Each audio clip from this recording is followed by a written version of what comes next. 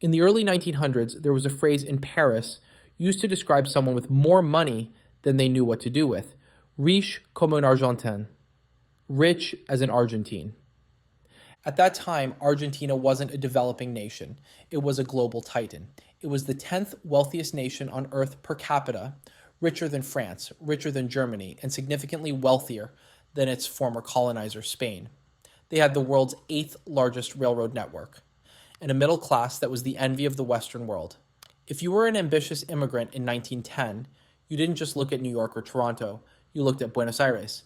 Today, Argentina is a cautionary tale, a place of 200% inflation, chronic insolvency, and a social fabric that has been shredded by a century of economic mismanagement.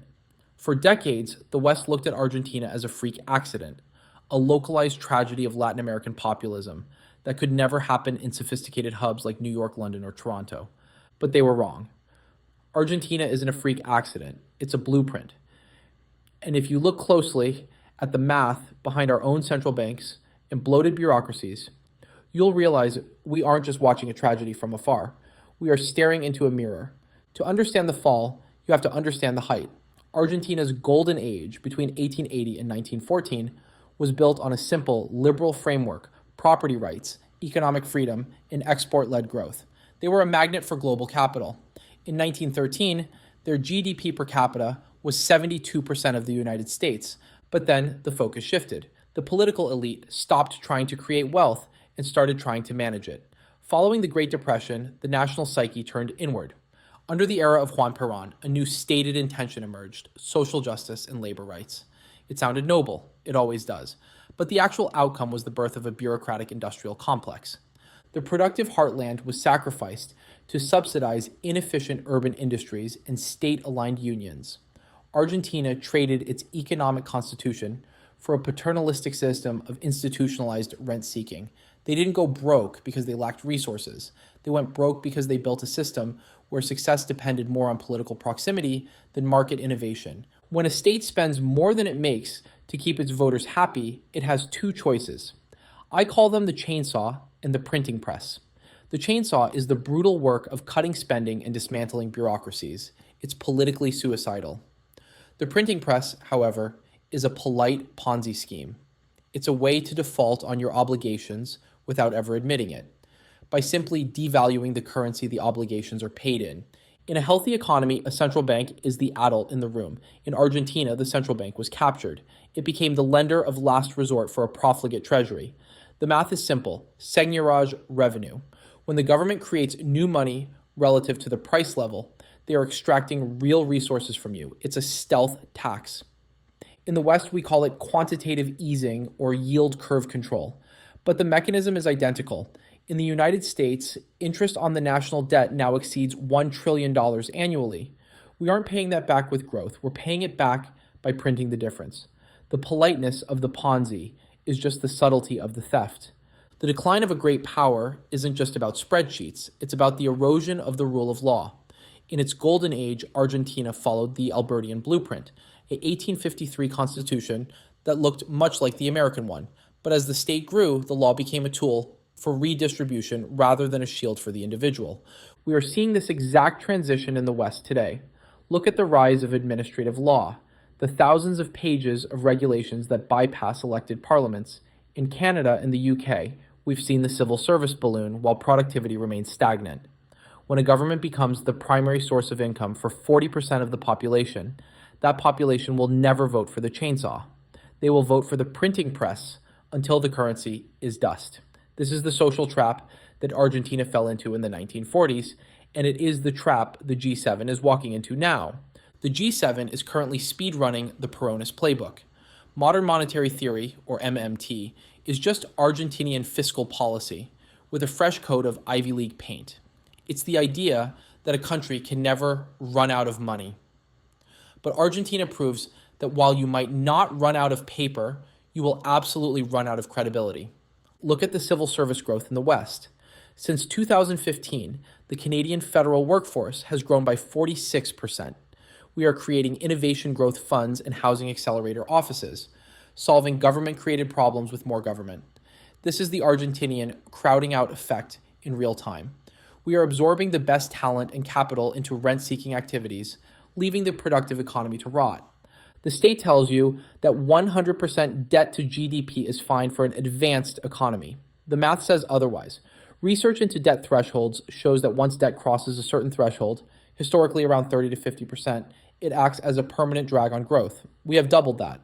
The inflation tax is the primary tool used to manage these unmanageable debt loads. It functions as a stealthy transfer of wealth from the young and the middle class to the state and the debtors. In 2001, a 30-year-old in Buenos Aires saw the corralito. The government literally froze their bank accounts to prevent a run. When the freeze lifted, the currency had collapsed. Their life savings were gone. In London or New York today, you're facing a slow corralito. You haven't been locked out of your bank account, but you've been locked out of the future. The house your father bought for 3 times his salary now costs 10 times yours. The ladder of opportunity has been replaced by a state-managed ceiling. The West, particularly the United States, believes it is immune to the Argentinian fate because of the exorbitant privilege of the US dollar as the world's reserve currency. We believe the world will always want our debt.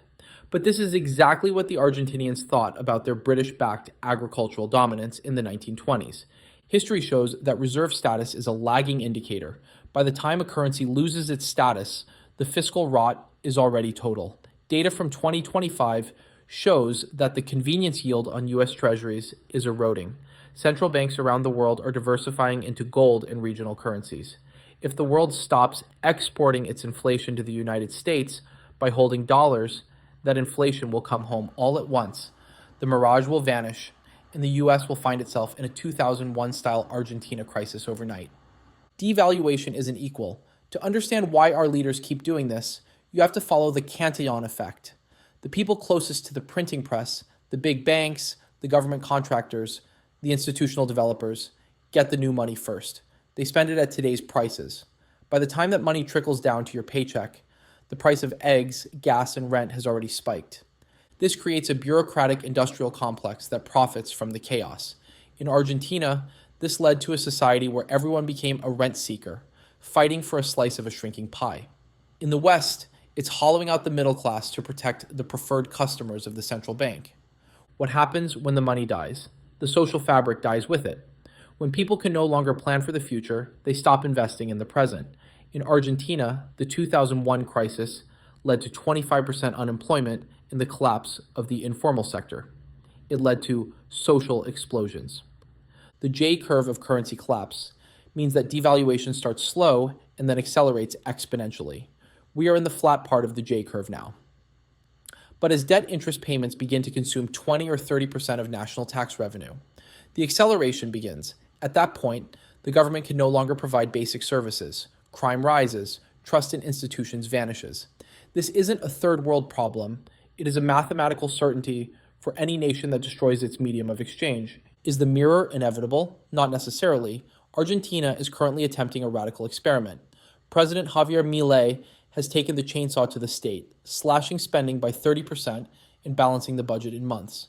And it's working. Inflation is plummeting, and investment is returning. But the West isn't ready for the chainsaw. Our leaders are still doubling down on comfortable lies. The Argentinian Mirror shows us that the end of history was a myth. No nation is too rich to fail. If you choose to print your way into a deficit, you will eventually face the math of your own decline. For the individual, the lesson is simple. The state cannot be your retirement plan. Financial sovereignty, holding assets that can't be printed, seized, or managed by a bureaucrat, is the only way to avoid becoming the reflection in the mirror. Because the West isn't next because of bad luck. We're next because we chose the same path. Thanks for watching.